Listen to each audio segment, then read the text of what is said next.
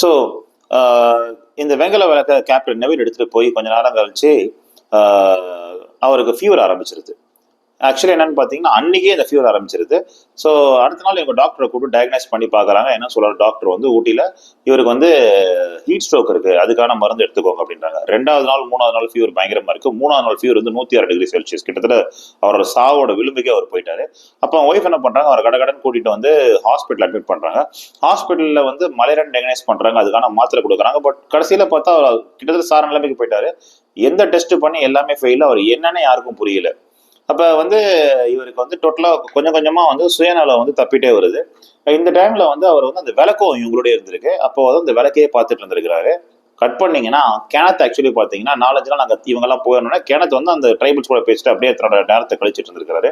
திடீர்னு பாத்தீங்கன்னா ஒரு பிளாக் அண்ட் எல்லோ டாக்ஸி வந்து அவர்கிட்ட வந்து நின்றுருக்கு. அந்த டாக்ஸிக்குள்ள இருக்கிறது யாருன்னு பாத்தீங்கன்னா கேப்டன் நெவிடும் அவங்க ஒய்ஃபும். கேப்டன் நெவிடால சுத்தமா முடியல. அவங்க ஒய்ஃப் மீதி விஷயத்த அவர்கிட்ட சொல்றாரு. என்னன்னு பாத்தீங்கன்னா அந்த ஹாஸ்பிட்டல்ல வந்து இருக்கும்போது இவருக்கு ஒரு கனவு வருது. என்னன்னு பாத்தீங்கன்னா அந்த விளக்கு இடத்துல வச்சாதான் நீ உயிர் பொழைப்புன்னு சொல்றாங்க.